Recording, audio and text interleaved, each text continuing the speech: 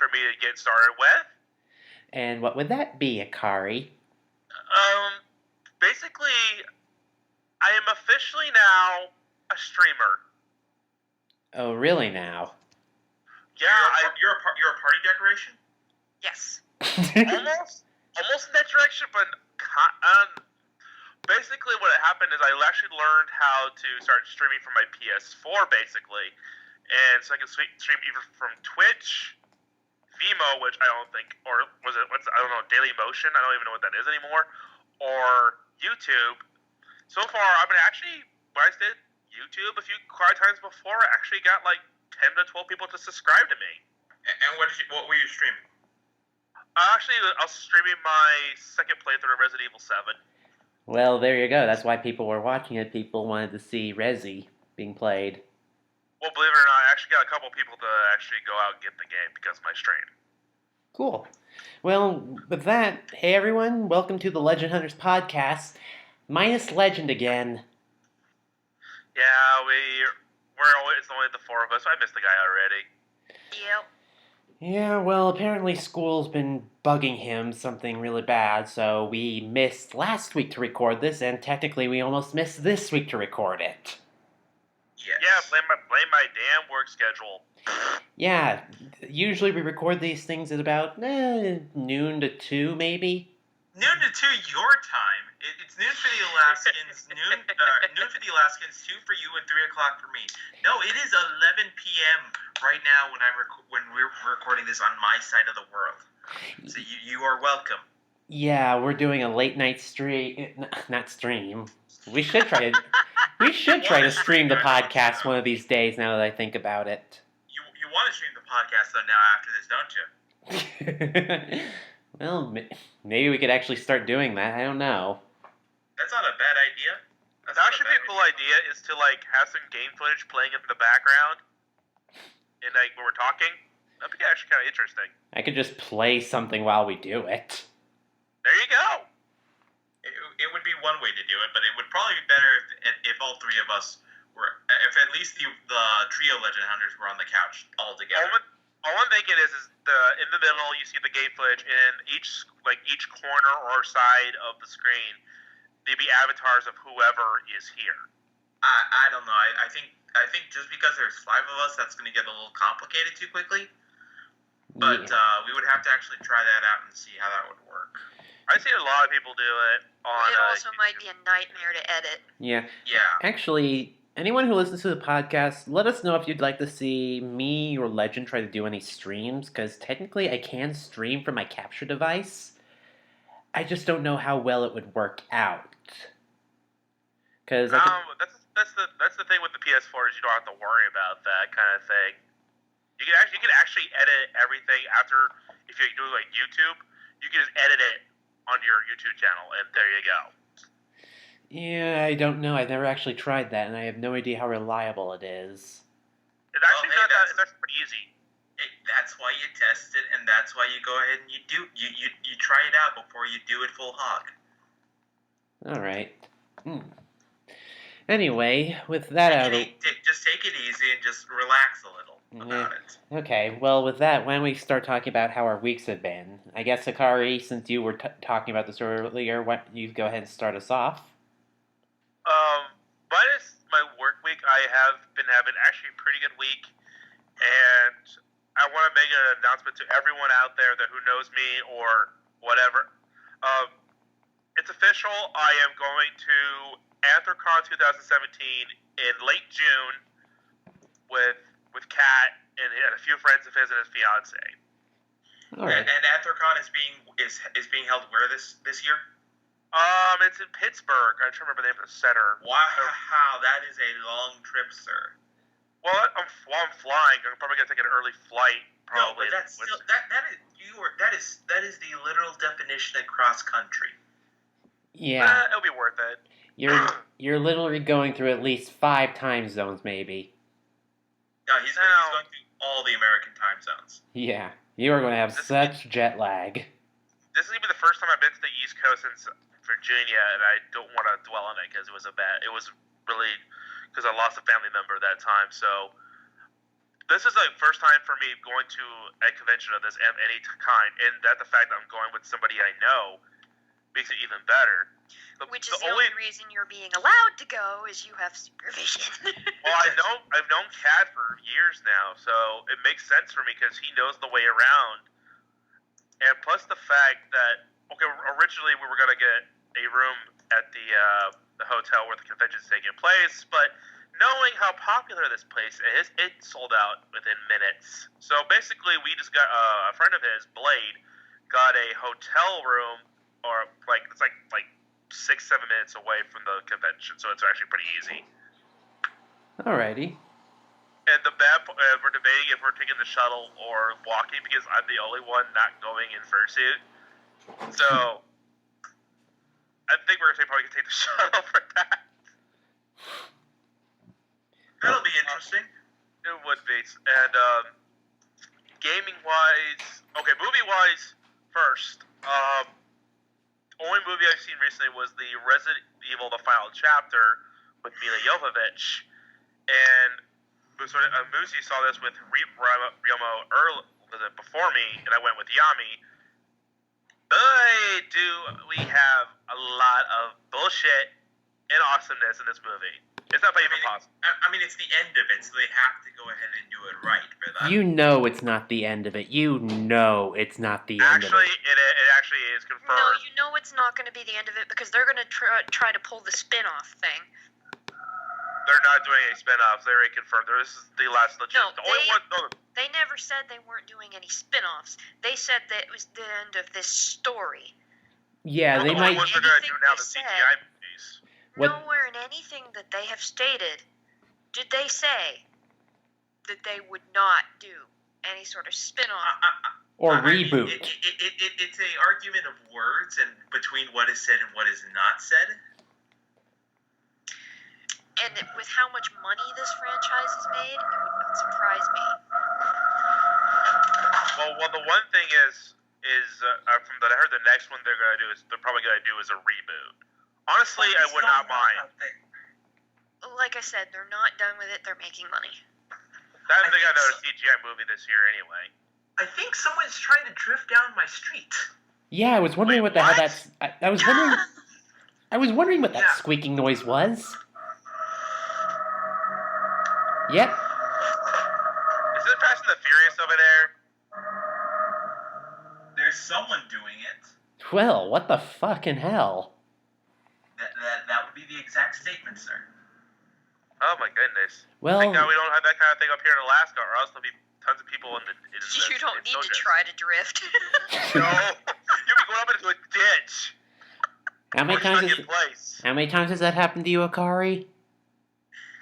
I don't want to go into detail because I get pissed off just remembering it. All right, so Mila Jovovich was hot. What else? Okay, should we talk about the bad first, Muzi? Or should I go into detail about the bad? Go ahead and start wherever you think it's best to start. Okay. Contradictions. They contradicted a lot of the original movies in this. Like, for one. Okay, What? how do you know it's a contradiction and not a retcon? Okay. In They killed characters off screen, Yeah, they killed Leon, so they wouldn't Ada. have them in the movie. Yep, because of a statement that Dr. Isaac says to Wesker, did you tie up the loose ends? And Wesker says yes. So basically, yeah, killing off a bunch of fan favorites off screen. Well, Fuck off, Anderson. I'm pretty sure that's because they couldn't get those actors to They come probably couldn't afford to get those actors. They weren't to come invited. back. There you go. So they had to write him off in the script somehow, and that's the way you do it. Okay, and here's the big thing. In Apocalypse, they stated that Dr. Ashford made the T-virus to help cure his daughter, but Umbrella stole it for their own deeds. Okay. In this movie, they said Dr. Marcus created the virus to cure his daughter Alicia because she's suffering from an aging disorder, and of course, virus gets taken from him, he gets whacked off, and Dr. Isis becomes, in charge, half in charge of the company. Hey, they had to think of some BS plot line to give us so they could squeeze out another movie, okay? But I want to say is this: Paul W.S. Anderson needs to really fucking read his scripts before he does anything. Anybody goes to see any of them is the action. Yeah. Yes, I know, but And they got that right. That's the only thing I care about. okay. That was another thing that really pissed me and Yami off was they were trying to pull off Five Nights at Freddy's loud jump scares. I laughed. Really? Yeah, they were. I laughed so hard. Because the thing is this, all four of us, even though we went separate, we all saw this in IMAX. Holy fuck. I mean, Yami was not scared of this kind of thing, but it's the loud noises that kind of, if you hear a loud noise right behind you, it startles you. Basically, that's what they were trying to do. On the bright side, the 3D was really good, though. I will admit, once again, the Resident Evil, only the last three had 3D, but I didn't see Retribution in 3D. But Afterlife had really kick-ass 3D. This one actually had pretty good, but I thought Afterlife was better. I don't care about spoiling the fuck out of this movie. Okay, you want to know how... We also don't have all night. Yeah. Okay, one quick thing. The only way to destroy the T-virus was an airborne antivirus. What? Yeah, Dr. Isaacs had an airborne antivirus, which could be just because to wipe out all of humanity and start the Earth all over again. You know, turn it off and turn it back on. My God, I hate these. I hate that stupid plots where, ugh. Hey, Zara, I think we found a new rant material for you. Oh God, No, damn. because then he'd actually have to watch it. But okay, quick transition from something bad to actually something good. As you all know, I've been addicted to Resident Evil 7 for the past week. Yes. And I will say is this, on podcast for everyone who's listening, this is the best Resident Evil game since 4. Because Capcom fucking listened.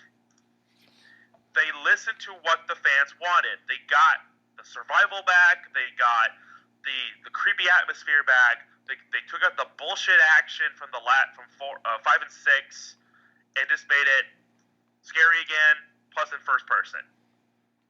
Well, they had to do something right. I like what Jim Sterling said about this. Basically, what Capcom did is they bravely defaulted. Exactly. I saw that video and he's dead on about that. Really? Really? That's the language he used for it? Yeah, because basically... No. I know what you mean by when they bravely default, but I'll let you finish your thought.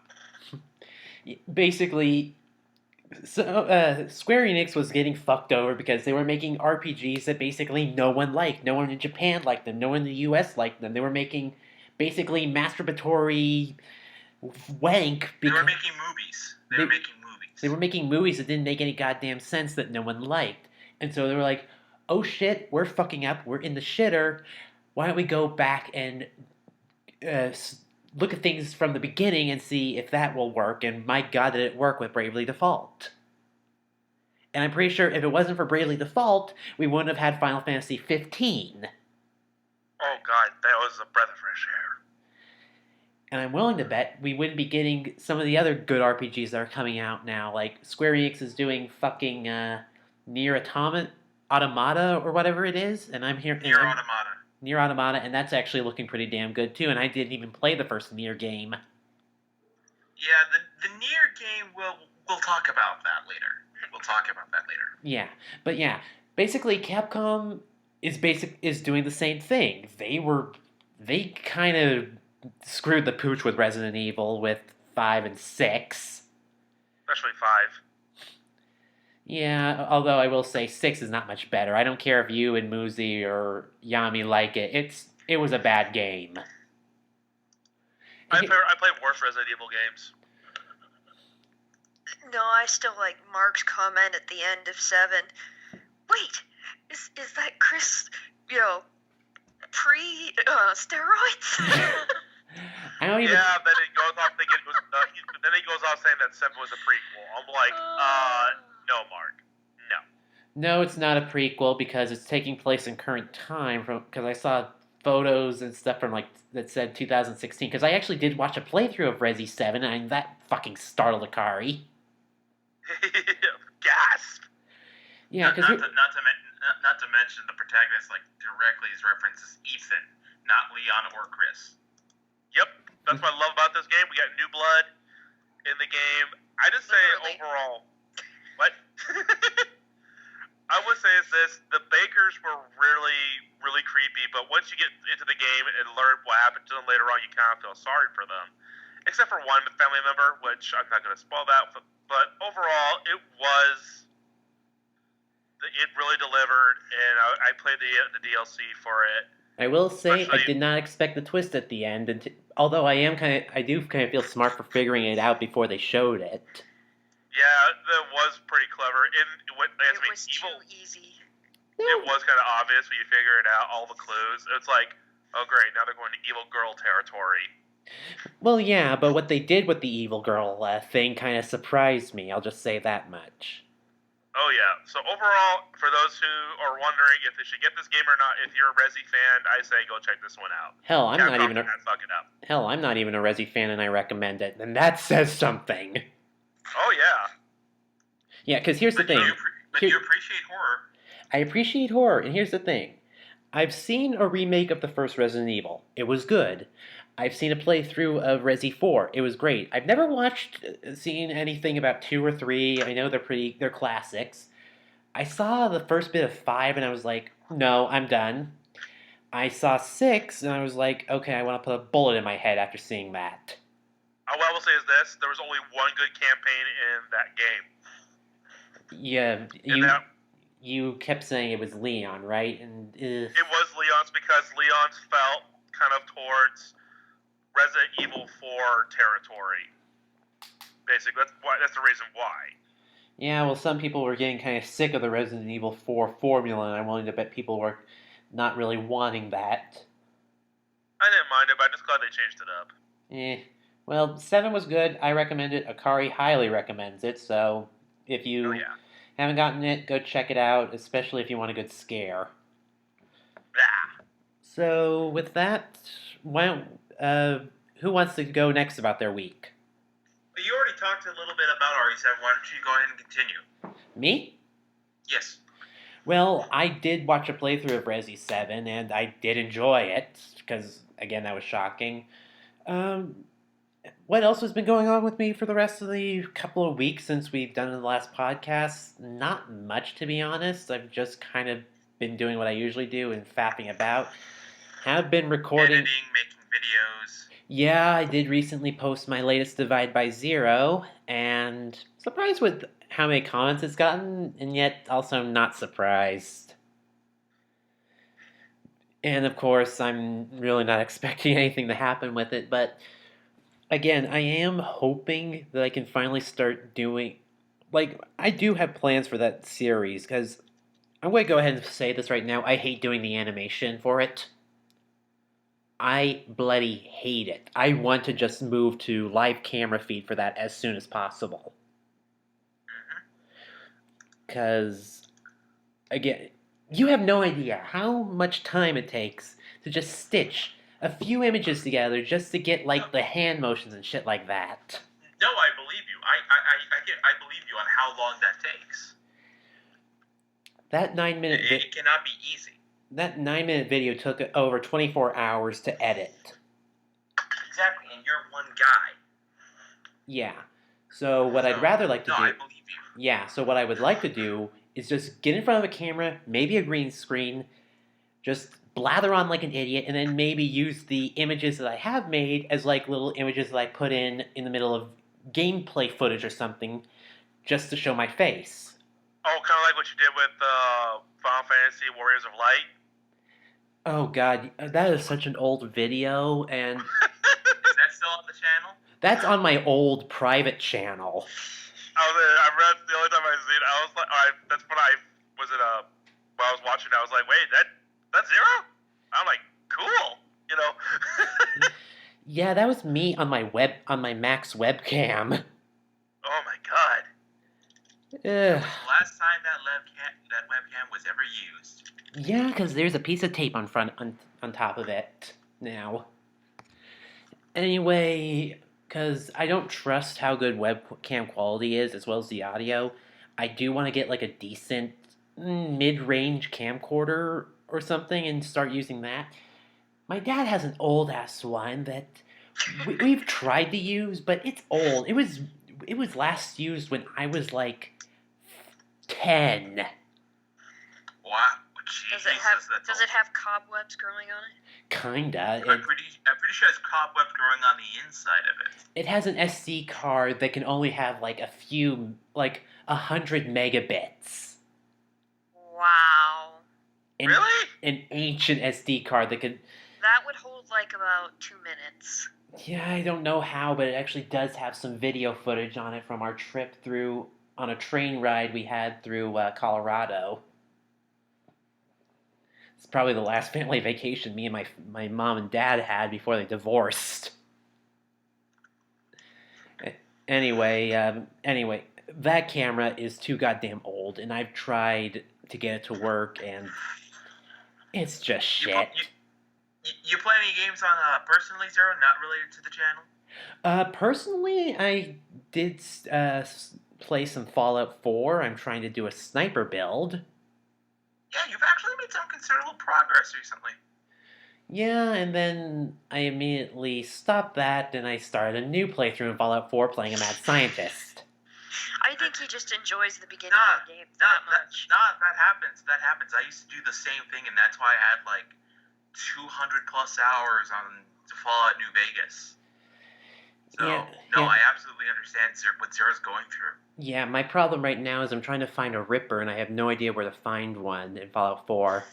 Yeah, so that's kind of one of the issues with Fallout 4 is that it's kind of inconsistent in where you can find stuff, and it's definitely a lot harder to do. Yeah, because I've tried to go to certain areas, like to get all the bobbleheads, and I ended up going in areas where, hold on, isn't the game supposed to scale progressively? Why the fuck is going into this area suddenly putting me into to enemies that are basically like level 50? Because there are still... Are you going with outside the boundaries, or are you going just further inland? I'm going towards the coast. Yeah, the coast is... It basically works that you start from Sanctuary Falls, and then as you go outward inland, it scales increasingly, and there's sort of a hard wall that it tries to say and says, nope, you gotta go back. Well, that's a lot of wank. As a sort of the level, invisible wall. It's the invisible wall, and Fallout New Vegas had a similar thing, in which you had to go this long way around in order to go to the main area, and the two shorter alternate paths were cut off by high-level enemies that could basically kill you in a few hits without console commands. Yeah, I basically got fucked over by a suicide mutant like three different times. Yeah, the suicide mutants are not fun. It came from behind. Oh yeah. No, more like Zero got touchdown in his end zone. Yeah. So other than that, I restarted a Skyrim build, and for the first time, I'm actually playing as an orc. Wow, Skyrim and Fallout, Bethesda has you hooked, sir. Yeah, and currently I'm trying to figure out what I should do for my orc character. Should I go the classic warrior, or should I go for a shaman? You could definitely do shaman if you look up on I'm trying to remember what the website is. It's called Tamriel Vault, I think. If you look on the Tamriel Vault website, they has a bunch of builds that you can use that have been recommended by people, and I think one of them's like an arcane axeman. And it basically involves summoning with the use of and as a weapon using the bound battle axe. Not bad. That sounds kind of interesting. I'll have to give that a look. Let's see. Yeah. Other than that, me and Legend have basically recorded 23 episodes of Bloodborne. That many? Wow. Jesus. We now have over 7 weeks worth of Bloodborne episodes. Oh my god. I think you're good. I think you have a good amount. So after this first game of Fortune Street, which will end on Monday, Tuesday I will start uploading Bloodborne. Not Tuesday, Wednesday. Monday, Wednesday, and Friday will be Blood... Excuse you. Monday, Wednesday, and Friday will be Bloodborne. And the salt shall flow. Yeah, I'm already working on the videos, and I don't know why, but I always feel like these videos could be better. I don't know how I could make them better, though. It's just a work in progress. I By the know. way, is there a case you were looking up? It doesn't really. One of the problems with Fallout 4. Okay, here it goes. Yeah, here's one of the problems with Fallout 4. You can't consistently find weapons. The only location that it says it is certain to show up in is West Everett Estates. Okay. Which is apparently, I'm trying to see where it is in relation to the map. I wish I could tell you, but that's all I can tell you. Well, I might look it up. Yeah, just look it up, and otherwise it says check Arturo's stock in Diamond City. Alright, so Muzi or Leo? Who do you want? Aren't you missing a game, Zero? Oh, right, I picked up Dragon Quest VIII for the 3DS. And how is the remake? How does it hold up? Works pretty well. I think the audio quality is kind of dipped a little bit, but other than that, it's pretty much the same. Combat is a lot faster. I'll say that much. And Did they fix the move speed? Did they fix the move speed? yes. Thank Christ they fixed the move speed. Were you an axe user for Yangus? I think I did access for Yangus in my original playthrough. Remember he would use parallax and it would just be a slow dragging across the ground and then swinging the ring the skull? Yes. He swings the axe a lot faster. Oh, so all the animations have been sped up. Oh yeah. All the animations, it cut out a lot of bullshit, and the only long load times is between encountering enemies. Like the second you touch the enemy, it goes black for a second and then it loads. Okay. So that's the only load time. Did find out that the only way that you can get Mori in your party is to beat the monster arena at rank S. Which, Well, like I said, it kind of just makes sense. I know, but you get red after you deal with the Captain Crow thing, and technically that's plot relevant. Yeah, but isn't that when you would also get the flail weapon from her instead? You really don't get the flail weapon from her, and actually, I Well, don't no. even... Like in the original, instead of her coming along, she gave Yangus like a super powerful ball and chain weapon. Oh yeah, she did. She gave you a flail, if I recall right. That's the flail destruction. It's either that or you find it inside her house once you get the master key. I don't remember which. I think that because I was looking this up. Apparently, it was a thing that that was their sort of implication to imply it. When Red gives it to Yangus, it's like, you better give this back to me. Ah, yeah. Yeah, that sort of thing. I immediately sold it. Well, but yeah, that's good to know. I haven't touched my copy yet, but yeah, I was looking. I want to know how it would run. Oh yeah, it runs a lot. It runs really smooth. It's really fast. I'm all ready to Castle Trodain after just a few days. So it's a lot faster, and level grinding doesn't feel like such a hassle. All right, that was more what I was concerned with. Is there still can you still do tricks with the alchemy pot? The alchemy pot is instantaneous now. Oh, thank Christ! That was the other thing. Was and you can do. And here's the thing: the alchemy pot, you had to walk around in order to fuse items together. And you had to wait for a ding. And it was annoying as hell because it would not count the time in battles. So you had to actually walk around on the overworld and do enough times to go ahead and do that. Oh, and you can make multiple things at once. Like if you put like 10. So if you have multiples of ingredients, you can make multiples of the outcome. Yes. Awesome. Yeah, it's a lot easier, a lot better. So that just made things amazing. That's already improved the game tenfold for me. So, other than that, yeah, it's a pretty good game, and I guess with the amount of time we're going on, why don't we have either Leo or Muzi talk about their week? Muzi, you go ahead and go next, I'll go last. plotting something. No, I'm just kidding. Well, this week I've spent most of it, like, in my pajamas, sick, so... Aw. That sucks. Yeah, I had, like, absolutely no energy. You know, I would just, like, sit here, just vegetate. Well, that ain't fun. No, you wouldn't have wanted this kind of vegetating. It just anything to get me away from work for a while. Oh, it wouldn't have been worth it. Started to slowly make at least a little bit of progress toward that program helping me find a job. Any luck so far? Oh, it'll be a while. Oh, okay. That's at least it's working for right now, though. Mostly it's been a few games and housework here and there. Things like Tales of Berseria. How How is was that? that? In the first hour, I was already twice as invested in the characters as I was about halfway through the game of Zisteria. That amazes Really? me because Zisteria sucked ass.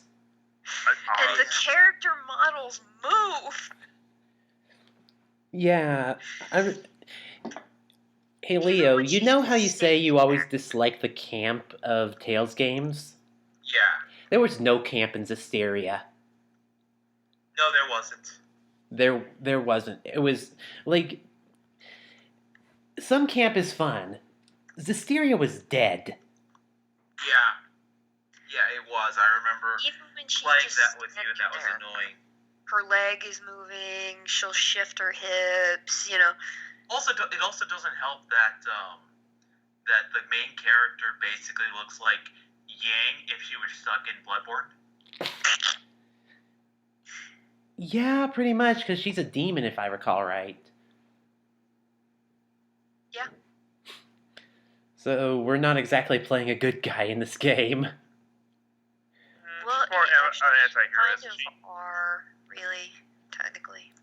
You know, I always feel like the Tales games work best when they have an anti-hero sort of as their main lead. Like Yuri Lowell in Vesperia. Well, and if you think about it, even Lloyd, I mean, he's breaking rules and laws left and right. No one gives a damn because he's getting it done, you know? Yeah, and of course, in Tales of the Abyss, Luke was a complete and utter dick waffle. He got better. He got better after he cut his hair. Yeah, I'm trying to think because the only other one that I played aside from the ones I played with you guys is Tales of Fantasia, which is the first one. And Cress is a lot more of a straight-laced hero, and it's a camp, but I gotta say it doesn't have the same charms as the later games. That was the one with the talking swords, right? I don't think so. I never got that far. Oh wait, Wait, that was what? Tales of Destiny, my mistake. Okay, never mind. And then I picked up, obviously, Dragon Quest 8. I'm And not super far into it yet, but Where are you at, Muzi? I just got to the port. Oh, that'll be fun. you gotta fight. You gotta fight Calamari. Then I picked up Yoshi's Woolly World for the 3DS Oh. So did Yami. with the Poochie amiibo. Oh, Zero, there was one other thing I forgot to mention. That I was like, I did not hear about this, and so I'm very excited about finding out this feature. But apparently, they added more armor options for characters so that they would change outfits. Well, I haven't found that yet, but I'll keep Well, it. it's on the back of the box art. I don't have the box art with me, so I'll have to take a look at that. The box art, as I can tell, it features Jessica in a more adventurous outfit. Still, Jessica style, but a little bit different. But it has Yankees in like a pirate outfit, and freaking Angelo is just wearing a kimono and hakama. Oh, good Straight lord! up Asian swordsman. So I'm going to look. certainly they gave it a lot of DLC now. Then I've been A lot going of through TLC. my replay through of the Mass Effect games to prepare for March. For Andromeda? Yes. I'm already on the third one, so again. That reminds me, I need to pre-order Horizon Zero Dawn. I need to pre-order that. Then I've slowly been putting bits here and there on my Switch. Excellent. Fudger. Yes, Yosemite Sam. Make it racket farming. You can join Zero and you can both be Yosemite Sam. Oh, shut up, Moosey. How can he? He's got one too. Calm down, both of you. Well, I forgot to mention in my week really quick. Yami's giving me her old TV. Nice. Her little brother managed to give it back because he was more interested in using his computer monitor more. So he gave the TV back, and she's gonna bring it by tomorrow probably when she and Bootsy come by. Well, that's good. And I'm probably lucky. And probably gonna turn my smaller flat screen probably to be my laptop monitor because my mom's not gonna use it because she doesn't watch movies in her room. So I'm like, I can deal with that. Okay, that's cool. I think we should move on. Are we done? My turn. Yay! Okay, so I've been busy with school too, but I've been able to go ahead and free up enough time to do the podcast. I picked up Dragon Quest VIII. Haven't touched it yet though. Probably will be able to do so tomorrow. I streamed for a little bit. I think it was this past Thursday. A little bit of Dark Souls 2 through my roommate's PS4 and on our really terrible internet. And so it came out a little choppy. Yeah. It was certainly a little choppy. But the process of setting it up and going from TV to live is very quick, very efficient. It would probably be very easy for Zero to actually set up, even without using his capture card. Really? I just need to get a better headset. Well, the earpiece seems to work fine with me because people heard me loud and clear. I like stereo stuff though, not. Oh, I do too. I do too. I just hope sooner or later to get myself one. I think the BX has one for like $25, but it's the one side only though. Well, Leo, when you get back in town for the summer, maybe you can show me how to set up the streaming for the PS4, and maybe I could try that. Absolutely. Also, in terms of the Dark Souls 2 playthrough that I'm doing it mostly through the Covenant of Champions Covenant. Oh, you poor bastard. Well, that's what I thought initially. I've tried to do it through that about 3 times in the past, and each time I could not get over the amount of damage the what's his name, Pursuer does to you. And then I just pushed on through, and I actually was able to beat. I had to change tactics, and so I'm using the S-Stock as sort of my main weapon. So I've been taking a lot more of a slower approach, and that's helped out quite a bit. Before I stopped, I just made it to the Harvest Valley. So, and I already beat the Lost Center at the Harvest Valley. So, a good about third of the way through the game, the regular game. Hopefully, we'll get more later on. Can't say that I've done much more. Just been busy with school and stuff. Mm-hmm. So yeah, I think we're ready. Yep, so let's go ahead and take a look at the news for the month. All right, let's go. Yeah, The pretty much. nonsense. Yeah, so quickly we'll go over some non-video game stuff and then go into the video game nonsense. All right, first off, little bit of a political story, but we will make it quick and painless.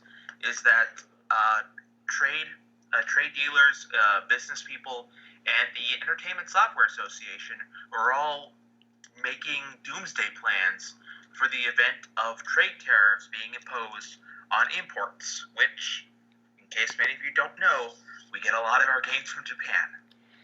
Yeah, so we might expect like a 20% or so price. 5 to 10% tariff is what they were saying. This was in part with the failure to go through with the Trans-Pacific Partnership.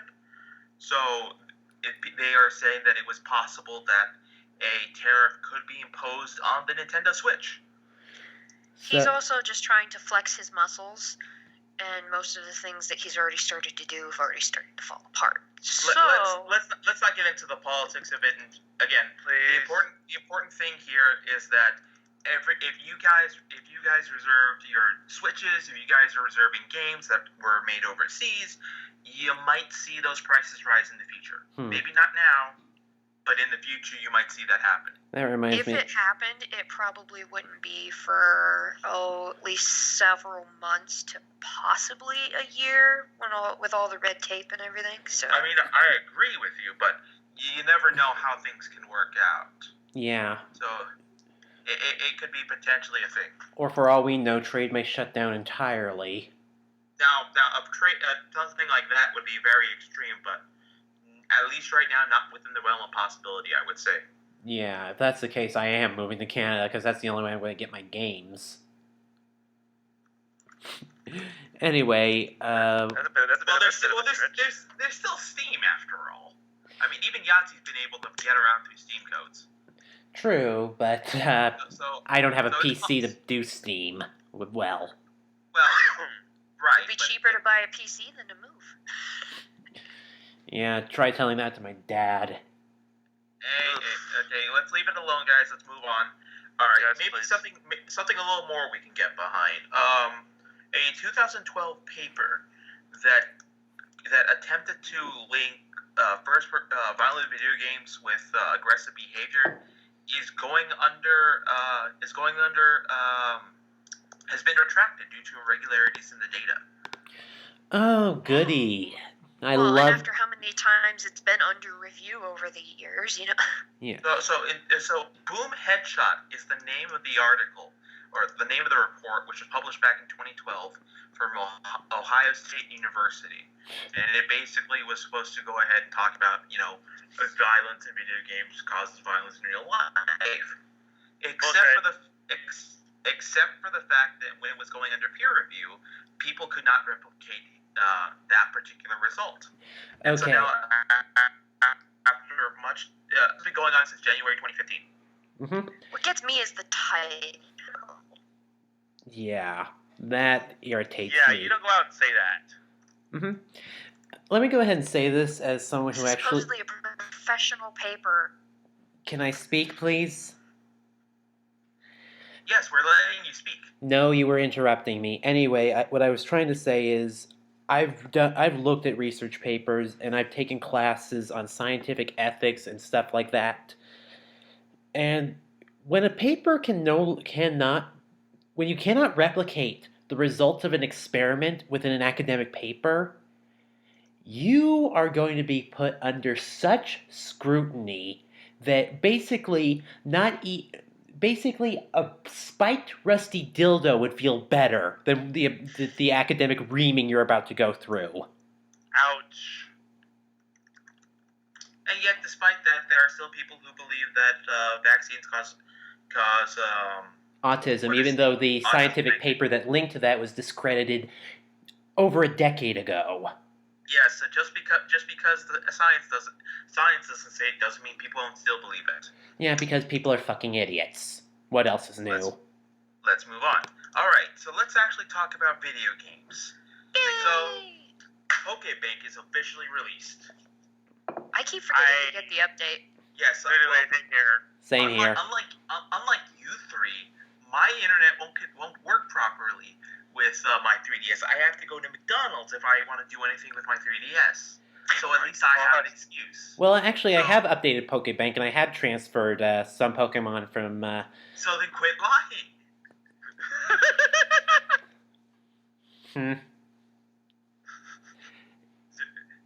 Every time someone lies, Zero's right you form gains 3 pounds. Oh, shut up. Anyway, all right. So what's coming with the Pokebank? Well, you have the Adventure Records, which goes ahead and says you can track all your Pokemon from. It basically creates a passport for each individual Pokemon and says, here's where they've been, here's where they are right now. Well, that's neat. It also unlocks the national decks for Gen 7. So for people who had beaten the game and had not, were not seeing Pokemon that were not showing up, now it's going to be unlocked for your national decks, and you'll be able to see everything. That's good. You got your transfers from Gen 6 to Gen 7, so bring all your boys back. And more importantly, we have details on the Gen 1 transfers for the virtual copies of Red, Blue, and Yellow. Yeah, apparently the genders are randomly distributed. Turns out my Pikachu was actually a male. Right. With, again, certain exceptions for the ones that are absolutes, like Tauros, Nidoqueen, Ditto, which are no gender. Aside from those, it's randomly distributed as to the current gender percentages. Mm-hmm. Every Pokemon transferred will have 3 perfect IVs. Yeah, I noticed that. Like, some of their stats were completely highlighted in blue, which means that they were perfect, and I think one was highlighted in red, which meant it was really bad. Well, it's the one stat. Yeah. So I don't know about but every Pokemon will come with 3 perfect IVs, which means if you transfer multiples, odds are you'll get at least one within the IV nature, with the IVs that you want. And perhaps more importantly, all Pokemon transferred will come with their hidden abilities only. Which is interesting. Which for the starters is fan-freaking phenomenal. Oh my god, I just realized. That means that the Venusaur that I got... Venusaur will have Chlorophyll. and Blastoise will have Rain Dance. That's kind of cool. Shit. So consult Cerebi, Smogon, and your various Poke materials to see what abilities they get, mm-hmm. and go ahead and elaborate from there. There is a distribution in which when you update your Pokebank, your Generation 7 games will get a copy of Mew's Z Crystal, which will allow it to use its special move, Genesis Supernova. And holy shit! It's a super-powered move. It's like base 180 power to 250 power, depending. Whether it's physical or special based, of course. Yes, subject to those. Okay, so that was something I didn't find out until much later. Is that when you use a support move as your Z move, it has additional effects. Actually, with Genesis Supernova, it causes the environment to become weird. It does the psychic terrain, regardless. It does. Yeah, that's impressive, but I was just saying it's more of like a general rule. Like if you use say if you use Genesis Supernova with Calm Mind, or does it specifically require to use like Psychic or Psyshock? I think it's just a psychic move, if I recall right. Let me check. Let me pull that up. Then it has a third ability depending on what the initial move was. Okay, I understand if you use Inferno Overdrive with Sunny Day, it gives the Pokemon a speed boost as well. Okay, it's basically an upgraded version of Psychic. Okay, there you go. So, if it knows Psychic, holds Mew Z, and if its trainer wears a Z-Ring, it can use Genesis Supernova, and it causes a Psychic terrain. So, Mew has to know Psychic in order to use it. Okay, there you go. Yeah, certain Pokemon require a certain move to use their Z moves, like with Alola Raichu Z. Or any of the Alolan starters. Yeah, because I use Stoke Spark Surfer a lot with my Raichu. So, yeah, that's the stuff that you get with the Pokebank. There's also a few... But there's been a few bugs, unfortunately. Yeah, apparently, Uh-oh. if you try to transfer a Mew from Generation 1 that you got via the Mew glitch, it won't transfer. Although apparently someone was able to do that. So I guess maybe it depends on if the phases of the moon No, align. no, it's basically it exploits a process within the virtual console version to basically allow it to transfer, but it's still sketchy as all can be. Yeah, and then there's a glitch with Missing No where if you try to transfer it, all the names of your Pokemon get shifted over one. You literally cause one of your Pokemon to miss a number. Yeah, like you could That's end up with a Nidoking named Mankey. Or something like that. The Mankey was right in front. Whatever is next in line when you transfer it as part of a set. Which is kind of funny when you think about it. Mm-hmm. Even now, Missing No continues to fuck up Pokemon games. Indeed. Always will. And, oh, here we go. The next Pokemon Global Mission actually was successful. For once. Sheesh, they've been dropping the ball on this one. 1 out of 3. Well, apparently, the reason that they're claiming it is because they were having issues with the GTS system. So, finally, they have it tweaked up to make it work more efficiently. That's good. No, that's good. Because I was wondering, So- those numbers seemed low for a whole bunch of Pokemon fans around the world. So the deal is that they completed the goal in 4 days. They had 14 days to do it, and they did it in 4. Darn, I wish I had known this thing was going on. Otherwise, I would have put it in turned on my DS for that. Well, it's technically still going. So even though you can't get the 2,000 festival coins, you can still get more. You can get more rewards as well, as long as you participate before February 14th. Okay. So we can still all join in and help with the global mission to hit bonus goals. Yeah, I really should get back to trying to do perfect breeding in IVs, because apparently it's a lot easier in this game. To a degree. Yeah, it is supposed to be because they made it a lot simpler, but at least for me, I literally don't have the time. Yeah, I honestly would have preferred the super training still from Gen 6. Yeah, I do too for some reason, and even though I've heard it gets a lot of flack because it's apparently not as efficient as Horde battles. Yeah, I know that, but honestly, the fact that I know what I'm getting exactly all the time and I can keep track of it, I prefer that. And the fact that you can actually reset the EVs. Absolutely. With the white bag, it's just so much simpler than getting at least 10 berries. No, what is it, 11 berries? 11 berries of something, I don't know. And it's easier to do. Well, you figure this time they did a global mission that people are addicted to doing it. Very much so. Yeah, because trading is basically the thing that keeps the system going.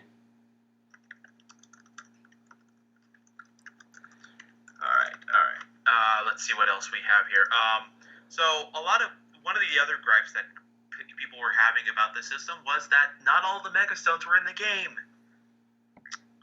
And their answer to that? You gotta play our game if you want more. Basically... So the deal is that Game Freak will go ahead and release more Mega Stones for participating in the Global Link online competitions. Asinine. No, thank you. I don't do those actually a lot. So that's kind of... I've never done them once. Situation. Because I always miss them whenever they announce them. Well, you have to be on it with Cerebi. Yeah, I stopped being on it with Cerebi once the game's released. Well, you can't do that.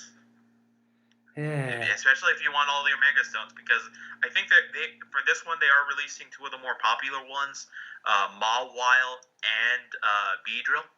Oh, God. You know, it's sad that they've kind of removed the priority for Mega Evolutions. Well, because it was ruining the competitive game. Yeah, I know. But anyway, Yes. I don't even want to You can't Okay, even use the Mega Stones anymore because they're banned in competitive. Well, again, for the same reasons that it was basically the same like 5 or 6 Pokemon in the top 8 that there was no real diversity. It's also not part of the story for the game like it was last time. It's not a focus for the game. Yeah, I suppose so. So, next is a little bit of something interesting. Over 6,000 Sun and Moon players have been banned for illegal save data. Again, why would you do Screw that? with the Pokemon Company. Well, again, this is probably people who want to hack in perfect IV Pokemon, but because everything's online now, you can't do that anymore. Yeah, I'm willing to bet this is kind of screwing. Well, I guess Silver Jolteon can find a way around it. I mean, the Silver Jolteon always finds a way. Guy's a freaking. That be his gimmick. Yeah, guy's a freak when it comes to that. I would not be surprised if he went to go work for a tech company when he's finished.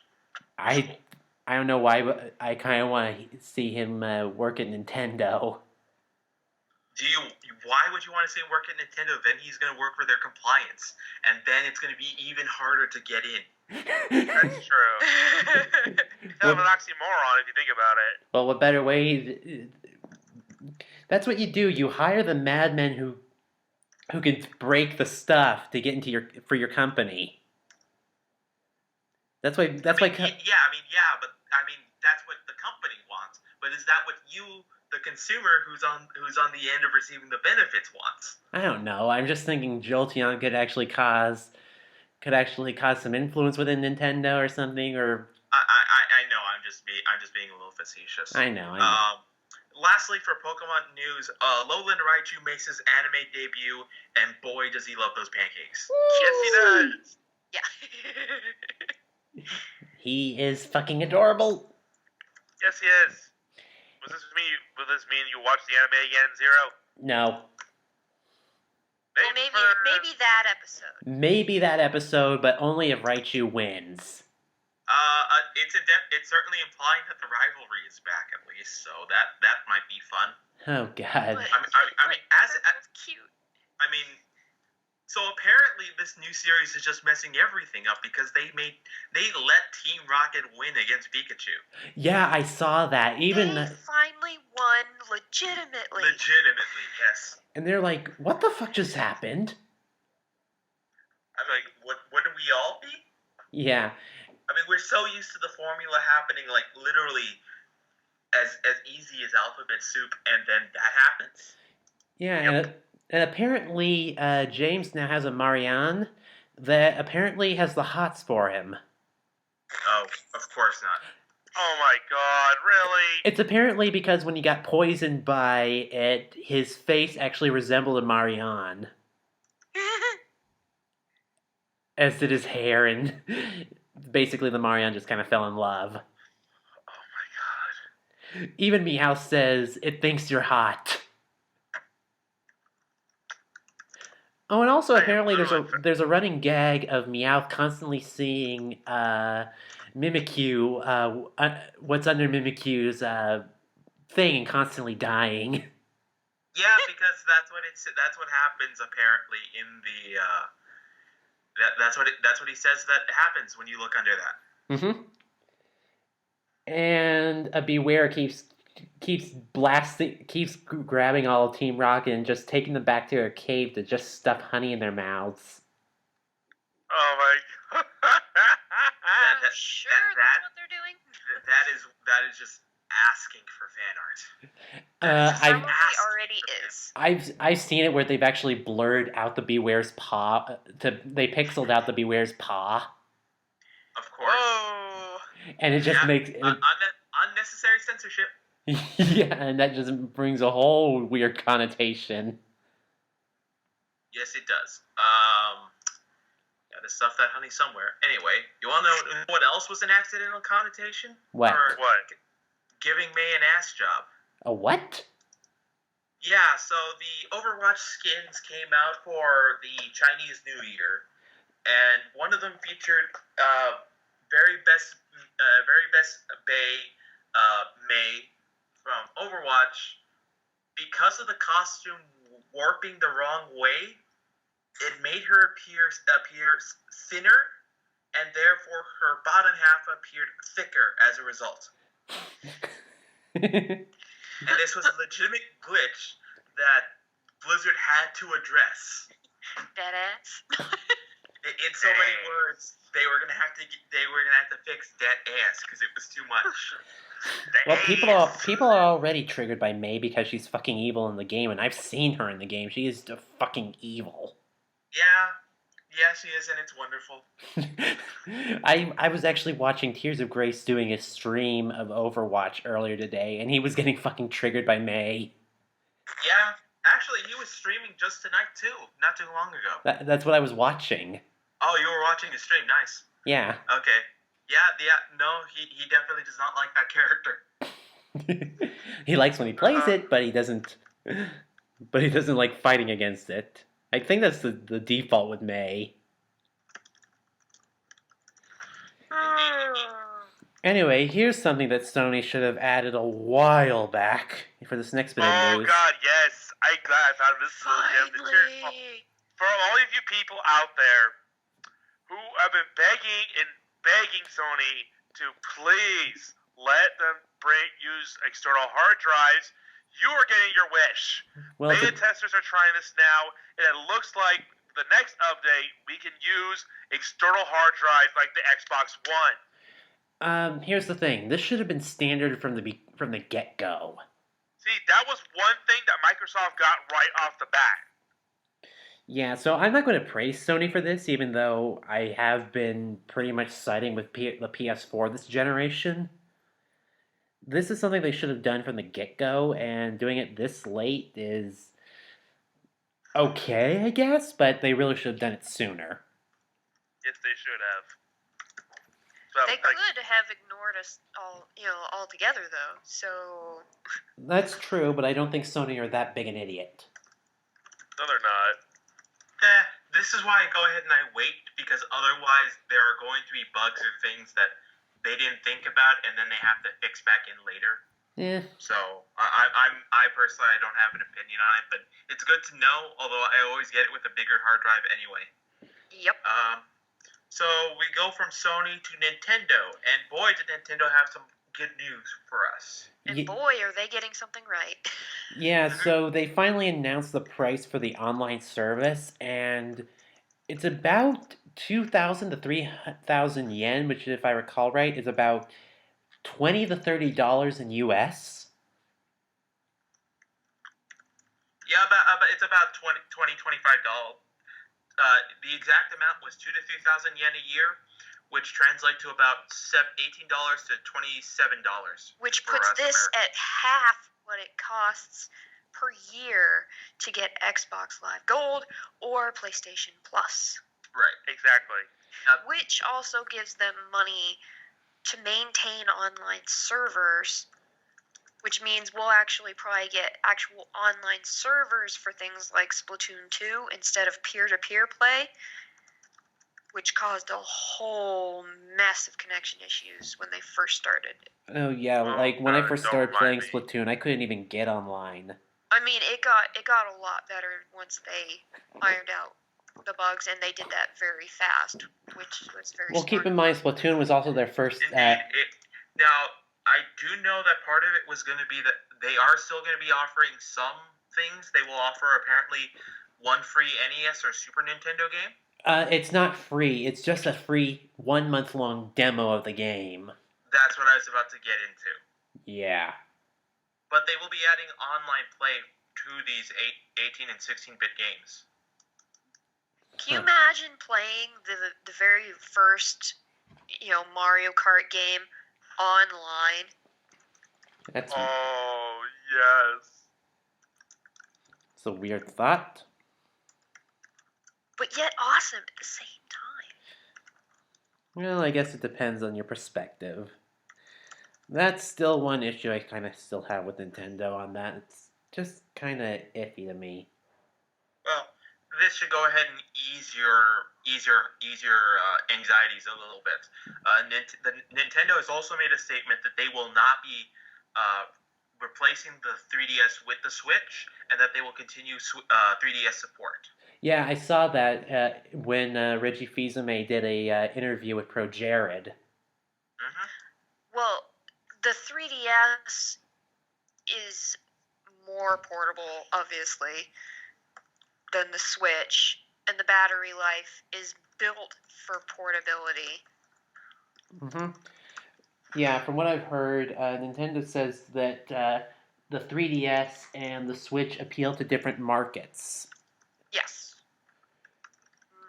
And so as a result, they can still keep doing 3DS games. And I've seen they still have plans for quite a few 3DS games in the future. Oh yeah, they've got at least another few years worth of stuff planned out for the 3DS. Well, at least a year or two tops. So what were you going to say, Leah? I was going to say, let's talk about one of the new hits that's coming out for the 3DS. We have a massive Fire Emblem update that was released in a Nintendo Direct. Oh, God, yeah. So let's go ahead and start with the first one, which is the mainline game, or the remake, I should say. Fire Emblem Echoes Shadows of Valencia. Which is a remake and remaster of the second game in the series, Fire Emblem Gaiden, if I recall right. I think it was. Yes, it is. That's correct. I mean, as we all know, Fire Emblem never really got super popular until Smash Bros. Melee came out. And even then, Awakening was going to be the last one until it sold super well. Yeah. Like, Radiant Dawn and Path of Radiance were, even when they were released in the US, they were still, like, hidden gems. And, like, people didn't like them because of the insta-death. You don't even want to know how much some of those can cost now. $200?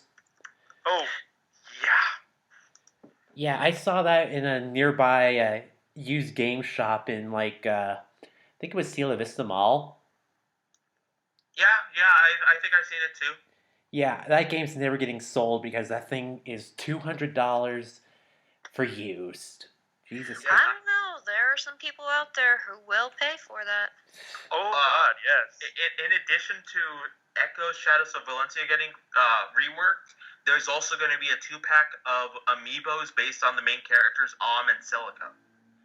Which is interesting because we're actually seeing these before we're ever seeing a Corrin amiibo. I thought they did announce it with the Bayonetta one. They haven't even announced that one either. But it's still not out yet. Oh, why? That's the issue. They're announcing these when they haven't even announced Corrin, and Fates has been out for at least almost a year now.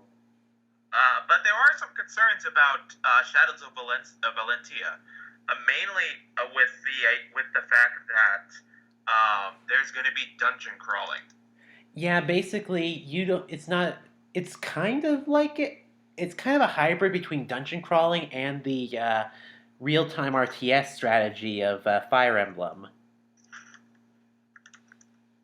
Alrighty then. So you would run into an enemy on the field, and then it would zoom in, and it would be like a whole bunch of enemies that you actually have to move around and maneuver and fight. They're basically like mini battles. Actually, that sounds pretty interesting. At least that's what I saw from the demo. I don't know if the waifu factor is going to be back in this game or not. That was the other thing. Is because of the limited battles, you didn't have enough time to sync up all. Like, you know how Legend wanted to unlock all the stories. Yeah, he gave up on that after it started. Yeah, I know he gave up on that because he realized what kind of hell he was putting himself into. But basically, you would not be able to grind if you wanted to make a particular pairing. So you would have to wait and then pray that you get these two to interact enough to build up the rank, which is something that they would have to completely rework. So the question is whether or not they can make the awakening mechanics work for this old age story. I think they could. They'd probably have... Well, keep in mind, they're rebuilding it from the ground up, basically. They're Yeah, adding. They kind of have to, unfortunately. Yeah, they kind of have to because there really wasn't that much story back on the SNES era. Mhm. Wait. It really depends on the game you're playing, though. Yeah, like they're rebuilding the game from the ground up, adding more story, adding more character dialogue and interactions because God knows there's a lot of memory increase from between the NES Oh, and the 3DS, so you could add a fuck ton more. There are 2 games that are being worked on for the Switch. One that hasn't been announced, but the other is Fire Emblem Warriors. Crom finally has his day. Yes, he does. So this game is being published in partnership with Koei Tecmo. So if you guys liked Hyrule Warriors and Dragon Quest Warriors, then Fire Emblem Warriors is going to get you even more. Fuck yeah! So, in addition to Fire Emblem Warriors announcing certain characters like Chrom and some fan favorites, they also wanted to see who else from the fan community they could bring in. And so they started doing a Twitch-based poll, which you vote daily to go ahead and vote your favorite character and try to get them into the game. I thought that was for one of their their new handheld games. Oh yeah, it's for the handheld game. My bad. Yeah, it's not Let me go ahead and delay that story until after I explain what that game is. So they also released a mobile game very recently called Fire Emblem Heroes for your iOS and Android devices, which is kind of interesting. Which is essentially Fire Emblem Light. Yeah, although I have seen that some of the maps it's basically you play like Fire Emblem, and the maps are actually like miniature remakes of famous maps from older games. Really? Which is actually really kind of cool. And of course, you level up and upgrade all your other characters, and you beat enemies with them. So right. So they've launched a couple of fan favorites already, or a couple of staple characters from this game. But they also want to know who else from the series should be added in. And so Nintendo of America released a poll that was going on through January 1st to go ahead and determine who from the fan community should make it into the game later. But here's the problem: multiple characters have multiple entries because certain characters appear in multiple games. For example, Ike and Roy, as well as the Robin and Corrin, make multiple appearances because of their genders and each game appearance. Mm-hmm. Which kind of skews up the list of heroes. Because if I recall right, Ike was on the top list twice. He was in the top 6 twice and in the top 10 3 times. It's kind of insane. Yes, it is. That does sound like. Mm-hmm. But they've gone ahead and closed that. I have not seen the new articles, although I am happy that Hector, my main man, is in the top 3. That's pretty cool. What was that one guy from Awakening that people kept not noticing he was there, even though he was like a giant knight? I can't remember his. Great, now I can't remember his name. I'm falling for the meme. I think his name was Owen or something like that. No, it wasn't that. Was it Callum, I think, or Callan or Callum? Either way, I saw that for his portrait Kellum. on there. His name was Kellum. Kellum. For his portrait, there was a broken image. Yes. And I just laughed they like. were in on the joke. Classic. Oh god.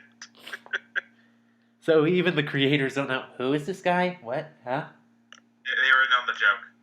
Wait, what? Who? Exactly. Yeah. Alright, let's talk about Final Fantasy 15. Yay!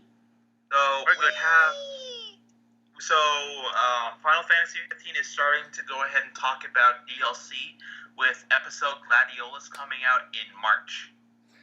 Well, that'll be interesting. They did also just recently release the festival. Yes, we'll get to that. Okay. We'll get The to that. festival's already been, started for a while, so. Yeah. Again, fine. We'll skip to the festival then. Because I have that on the list too, guys. I know. So we have a festival, the Moogle Chocobo Carnival, which started January 23rd and goes on to the 20th. Which is pretty cool. But you guys wanted to rush to it, talk about it. Well, I actually haven't done it, but apparently You guys have Chocobo hats. You got Chocobo shirts. you can actually You put go around Noctis into it. essentially doing all these different quests during the festival, And also and you you're can getting these coins. yeah, and you can also put Noctis into a mariachi outfit. You can put who? You can put Noctis in a mariachi outfit. Oh, sweet. And you can actually have him wear that while fighting the final boss. Oh, that's fantastic. So in addition to episode Gladiolus and the Moogle Festival, they also have they made a patch coming out apparently to fix something going on with Chapter 13. Chapter 13, remind me, Muzi, that's the one with the long hallways and, I believe so. yeah, that chapter is a long slog because you have to keep going through all sorts of stuff, chasing after Arden, trying to avoid or fight these weird monsters. Okay. And it just goes on forever. Okay. So they're gonna go ahead and make a patch for that. They're also supposed to be going ahead and letting you let you listen to the radio while on Chocobo. Nice.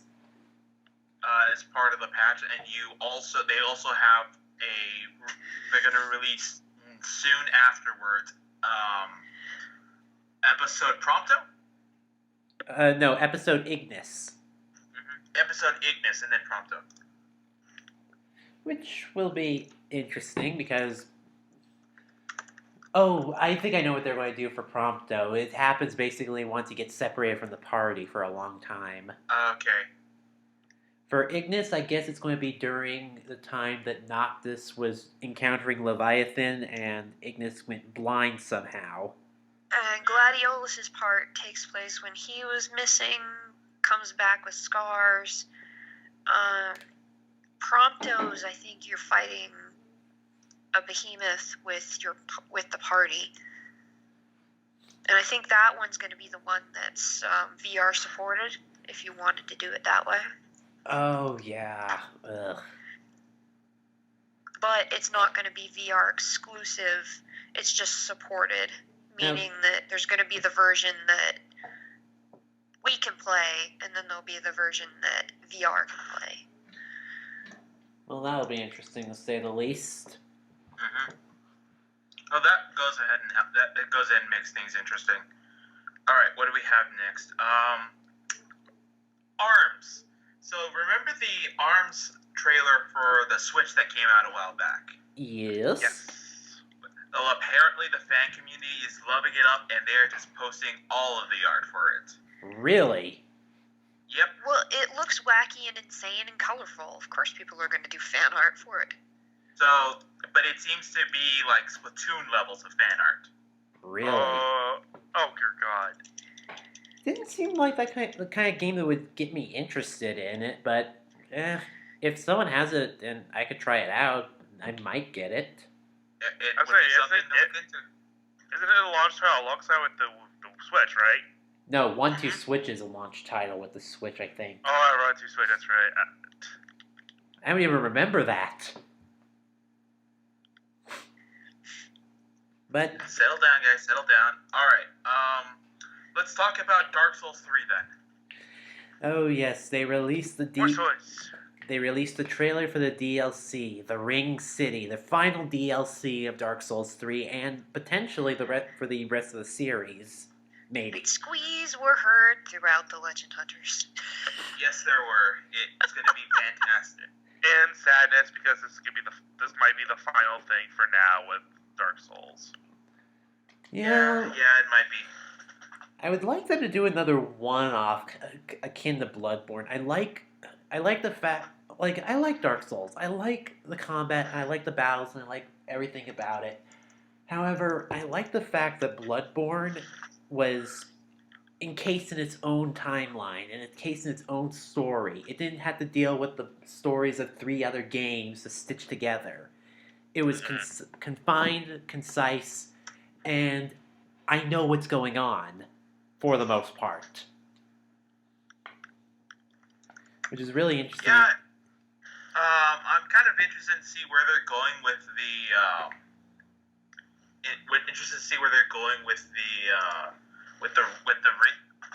what is it called? The Ringed City?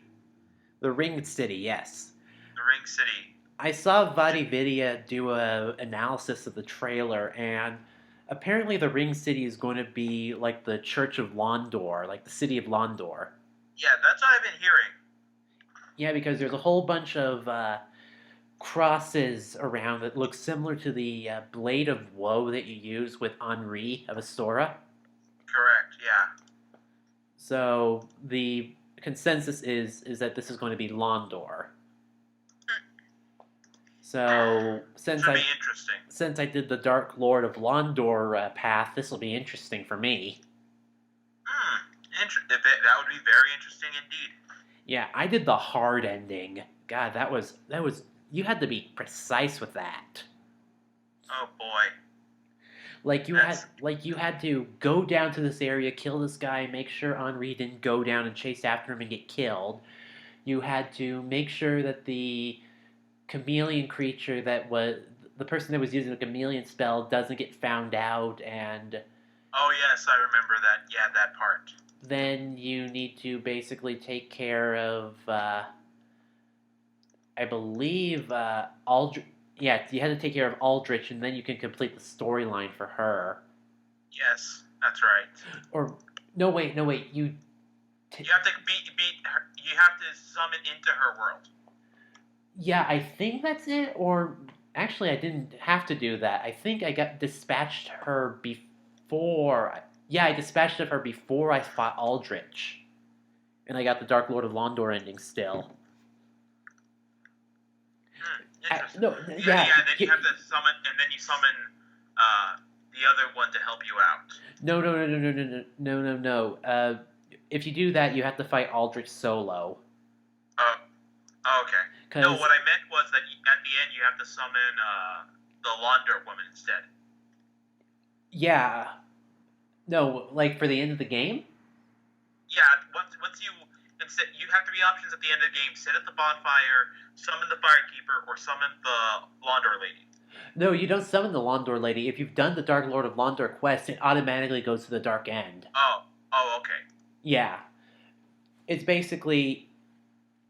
That's basically how it works. If you have done the Firekeeper one, you actually have 2 options where you can let her snuff out the fire, or you take the fire for yourself. Oh, okay. Alright then. So technically there's like... It's just been too long since I played that. It's basically like 3.5 endings, basically. Let's not talk about the half ending. I don't like the half ending. Yeah. So just leave it at that. Anyway, Persona 5 released a slick new trailer. I've been ignoring it feverishly because I don't want to see anything about the game until it finally fucking comes out. God damn it. Well, you're going to have to wait a good couple of months still, even before that, Zero. Good luck. So we're going to have to try to clickbait you into watching it? No, I'm just kidding. No. Yes, we are. If you do that, I will fly up to Alaska and I will beat the crap out of you. I don't care if you're a woman, I will beat the crap out of you. For that. Arm with a baseball bat. Settle down. I'm on several bats. Alright, Moosey's going to like this. Mass Effect Andromeda introduces a villain in a new teaser trailer. Wait. So, what are your thoughts on that, Moosey? It is looking really good. I'm so glad I only have to wait, go till March. Not that much longer. Not that much longer. Good. Okay, and then Guilty Gear. Okay, Guilty Gear. Okay, let me go ahead and pronounce this good. Guilty Gear XR Rev 2 brings a new character known as Answerer. Okay. Who is his name is Answer, and he's a Triclops wearing ninja. Okay, 2 questions. 1, what the fuck is up with that name? 2, what? Okay, so I'm gonna go really briefly into what his deal is, and I know it's gonna leave you with more questions than answers, but let me just state what it is. That's his code name, because he's the secretary to essentially the world government leader Ninja. So he's essentially his Secretary of State. And this guy's job is to basically take care of all the odds and ends for him while the president's doing stuff. That's why he has the high-tech phone on his side and the weirdly specific Triops glasses thing that he has for his third eye. So he basically looks like the guy from Splinter Cell. Well, yeah, but that's because he has a third eye, and so he needs the glasses for his third eye. Okay, and what the fuck is up with that name? Answer? No, Guilty Gear Xrd. Oh, Xrd. It's an anime thing. The nonsense that goes into an Arc System game is beyond your level 0. Ugh. Feels like I'm also they also brought back a fan favorite Baiken, who is a one-armed samurai woman who's replaced her lost hand with a chain and claw. Really? That sounds about as ridiculous as this bit of fan art that I saw of a guy whose mechanical arm transforms into a gun barrel, so his entire side of his arm looks like a fucking gun. I'm actually going to point you to Trigun with Vash the Stampede. No, this looks even more ridiculous. I'm going to find it and I'm going to show it to you. Oh my god. But go ahead and continue on with the news while I look this up. Okay, go ahead and settle down. Well, you're going to miss out on the important stuff because Yooka-Laylee shows off its multiplayer minigames. Oh, I saw that trailer. Not to mention that you finally... You can go to the website if you've purchased if you pre-order for the Wii U version, or if you back for the Wii U version, and you can change your deal. To get it for the Switch. You can also upgrade to a physical copy for the Xbox One or the PS4. Which I did. Yep, nice. I did. That did cost me £20 more. So basically, which in US dollars is how much? Basically, overall, for what I've put into Yooka-Laylee, it's just total about $60 that I put in. No, see, that's the best part is I had put the £15 donation in there. So with the conversion, I'm only paying about $42 for my physical copy of the game. Yeah, and I'm only paying about $60, but I'm also getting the art book, the strategy guide, and the soundtrack. Wait, which one did you get? Me? I did the $40 backing. I think that's the one night? That's the one... No, you did not do that one. You did the one below that. Did I? Yeah, Yes. because mine was the one where I got the toy box through Steam, which I can't play because my computer can't run it. Oh, that's right. I got the £30 one. That's right. I got that one. Yeah, I did the £40 one. Yeah, the game, soundtrack, manual, art book. That's pretty much it. I'm like, can I upgrade it? So I'm like, nah, I don't care how much it is. I'm putting it in. I think somehow I got upgraded to the toy box because I don't think I think I did your level Akari for some reason, but I think I got upgraded to the toy box somehow. You get everything that was in the tiers below you, as well as what you get. Yeah. Okay, I found the stupid character design. For Baiken? No, for this one thing that I was mentioning before, the guy with a gun for an arm. Oh, okay, so you're going to show us what that looks like. Yep, there it is. Okay, let me see this. If my thing would actually load up. Okay, give me a second and I'll get to it. God damn it. This guy looks like McCree's final form. Okay, give me a second. Stupid Skype just lagging on me. Anyway, let's move on while my thing gets a chance to catch up. Neo goes ahead and holds a last chance demo on a weekend before it goes ahead and goes into release. Oh, that'll be interesting. I still haven't seen anything about that game because I heard that the What do you first. mean you haven't seen anything from this game? This game has been all over the place. I haven't seen Yeah, I'll any. be honest, neither have I. I haven't watched any gameplay because I heard that the first demo was really crappy. Well, it was rough. It was rough, is what it was. People were not used to the mechanics. People were trying to Dark Souls it. This is not a full Dark Souls experience, and people had to adjust. It's actually a lot better than you would give it credit for. So here's the deal: is that the main difference between this is that there's a incredibly small weapon pool. I mean, it is smaller than Bloodborne. Small. In terms of weapons. But you have different stances that you can use all your weapons in. High stance, low stance, or mid stance. And that balances offense, defense, and balance, basically. Okay. The thing that goes ahead, and that's where you get your kicks from, is you have a skill tree. You have samurai skill tree for your sort of warrior melee combat. You have ninja for distance range, speed, and weapons. And then you have Onmyo, which is for talismans that give you boosts, kind of like magic. All right. He also has guardian spirits that he can use as a sort of, I guess to use the action game comparison, it's like witch time. You can go ahead and alter what kind of witch time he chooses to go into.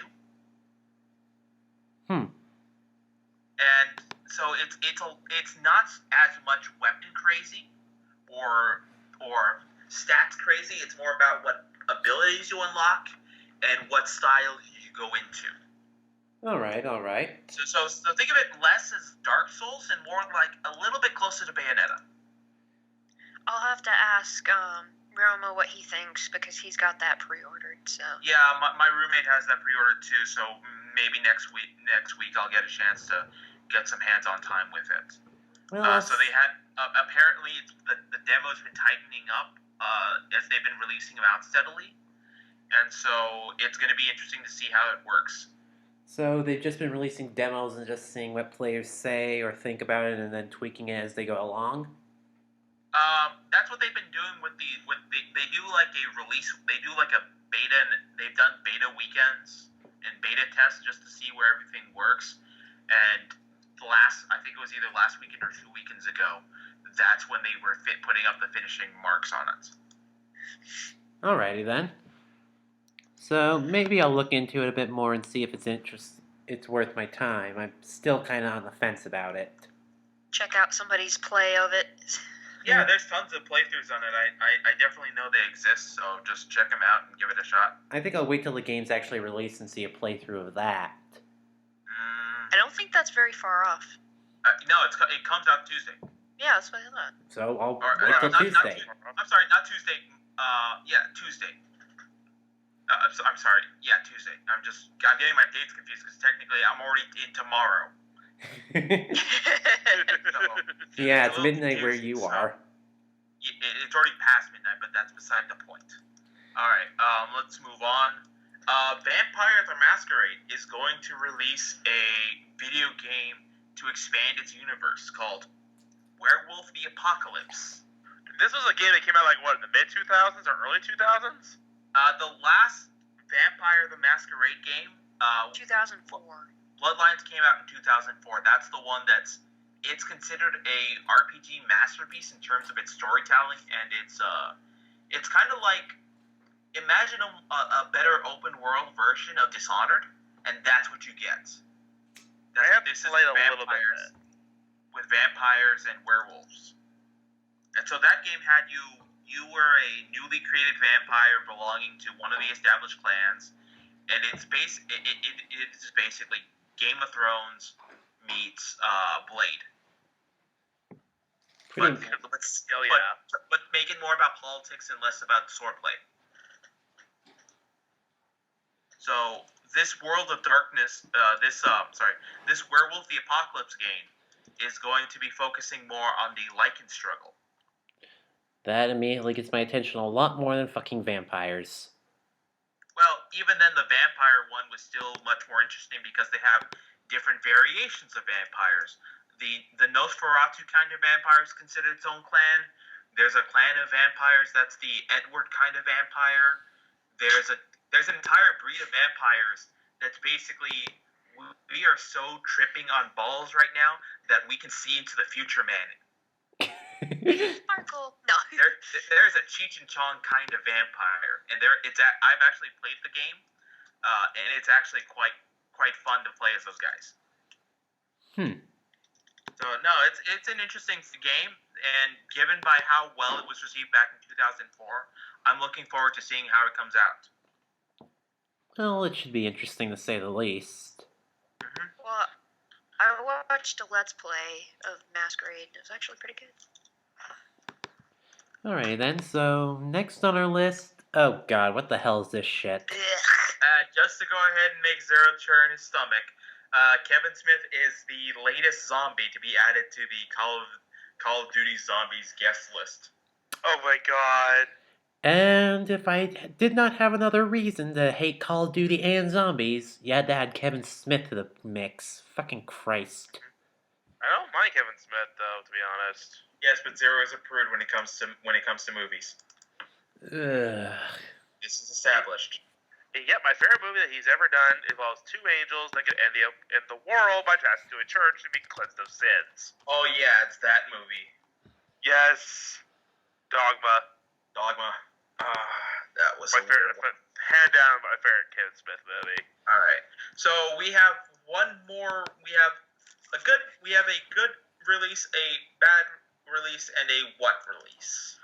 Okay, first one is a good one. We got the long-awaited Samurai Jack follow-up season. The final season, for what I can tell, right? Yeah, it actually is, probably. Honestly, it looks like it is probably worth the fucking wait. It goddamn better be, because, my god, I grew up watching Samurai Jack. And from what I've seen from the trailer, it looks absolutely freaking dark. I mean, it's even TV-14. Wow. Not like the other series. The previous ones were like Y7 and all that. Huh. They're really going into, like, blood and, all this kind of stuff that I'm like, if it goes out like this, it is going to be so fucking awesome.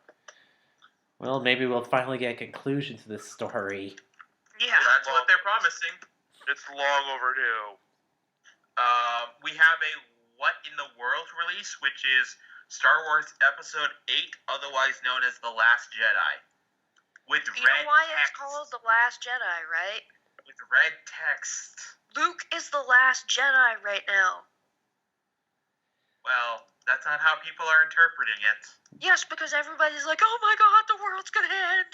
They changed the color of the text. Ah! Exactly. It's like, guys, not only that, we got the possibility of Rey being the apprentice. I look at it this way.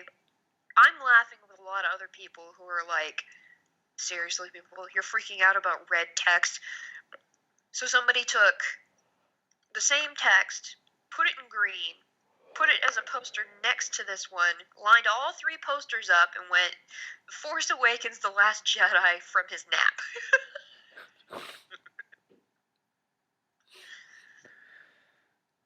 That's actually kind of funny. It's like they're putting way too much stock into red text. Pretty much so. And for the last story, for a fucking franchise that will not die. The bad. The very bad. Transformers: The Last Night. Yes. I'll end up seeing it anyway. Which will be going ahead and debuting for the Super Bowl, which is today or tomorrow, whenever you listen, depending on your time zone. And depending on what time I Especially fucking since- upload this thing. Yeah, especially since I'd probably be able to see it for free because I can go with my parents and see it. Yes, but that's because you have special circumstance. Not to mention, there's No, nothing see, better. this way I can tell you, what it's like. Also, you can also Yeah, that's true. true, but again, there's also nothing to do up there in bumfuck Alaska. And here, well, at least there's one bit of good news with this fucking movie coming out. What? It is the final one that Michael Bay is doing. Yeah, sure, whatever.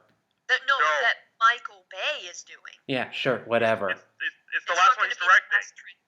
It's not going to be the last Transformers movie, though. They've already said that. It's just going to be the last Michael Bay one.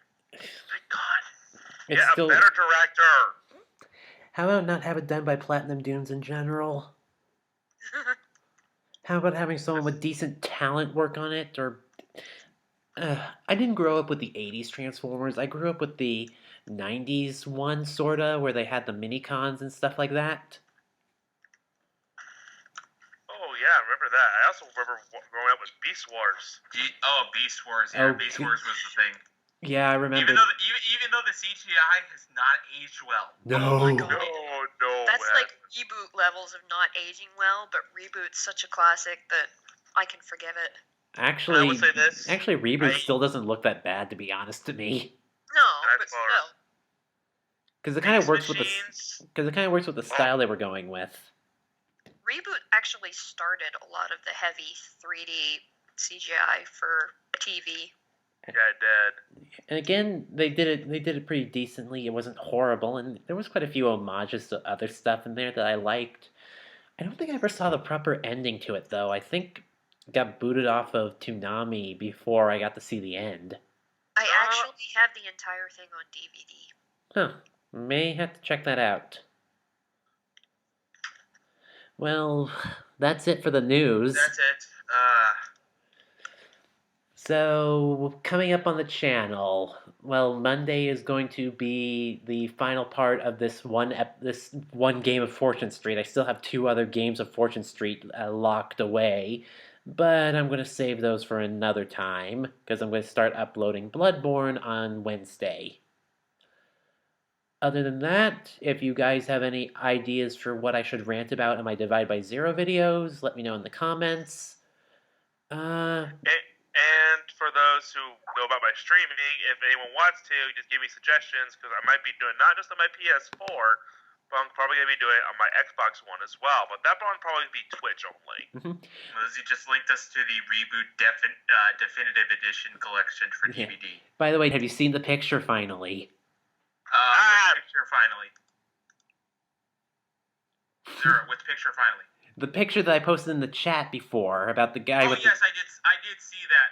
I gotta say, Zero, Yeah? he's quick on the draw. God damn it.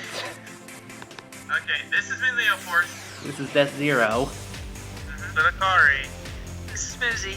And we're And we are minus the Legend Hunters signing off. Legend Good night, Hunter. everybody. Bye, guys.